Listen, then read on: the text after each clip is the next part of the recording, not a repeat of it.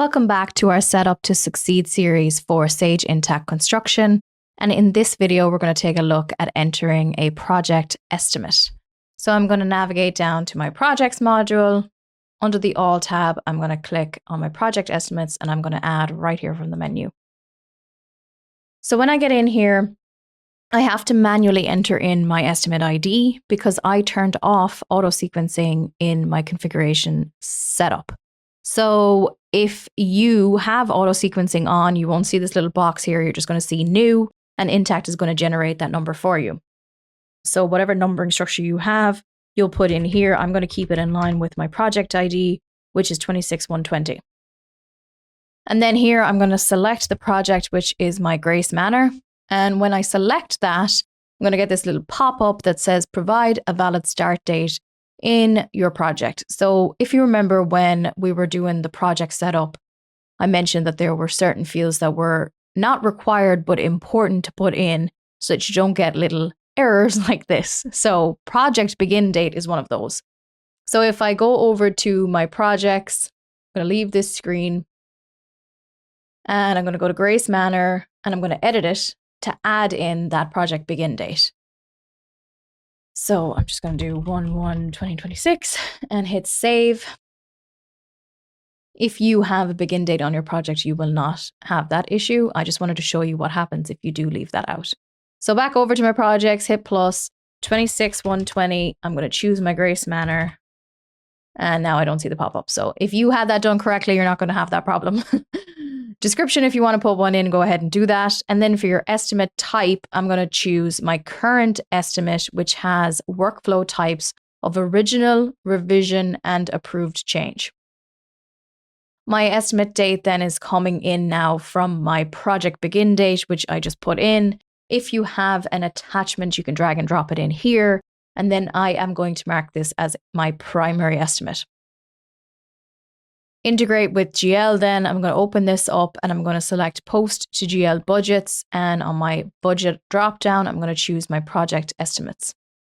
For my posting period, I'm going to choose period of each estimate entry effective date. And then down here on my lines, I have effective date. So that's going to post based off the effective date I put on each line rather than the date I have up here or the date of my project. So down on my estimate entries then, I can move around these fields if I need to. So I've already done that. Yours might look slightly different to mine. To do that, you'll hit More Actions, Edit Estimate Entries Layout, and you can pull up or pull down whatever fields that you do or do not need. So let's say for me, I don't want to see quantity or unit rates. I'm just going to enter in an amount. If you need those fields, by all means, leave them up there. You might want memo up on your main screen. An effective date is usually in this show details section. You will want to drag that up onto your main screen. Maybe even department is one that you'd want to see on your main screen. When you have this layout, how you like it to look, apply the layout changes to all form views. So whether you're creating a new, editing, or just coming in and viewing an estimate, this is how you want it to look. And then hit Save Layout. So down here then, I am going to choose workflow type of original. I'm going to link my cost code. So let's say GCs, my cost type of other, item defaults in from my cost type, and what the amount is. So let's say of $80,000 for my GCs. And then I'm going to put in my effective date for my line.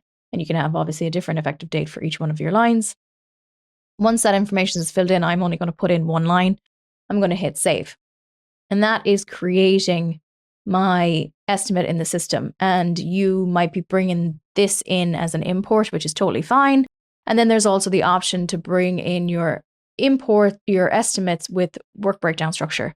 And when you do that, it actually creates the cost codes on the project for you. And we do have a video that will go through that process. So now my project estimate has been created. Let's say for any reason you needed to delete that out of the system. There's a little delete button over here and I can hit that, hit OK, and it's going to give me this pop-up that says you cannot delete a primary estimate. So I'm going to go back, hit edit. I'm going to uncheck it as primary, save it. and then I should be able to delete it out of the system.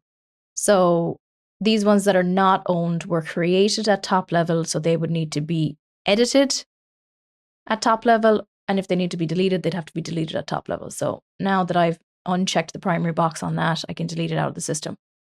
If for any reason you needed to do that, that's how you would go ahead and do it. So that is how to enter a project estimate into the system. And we'll have another video on doing the import estimate with WBS.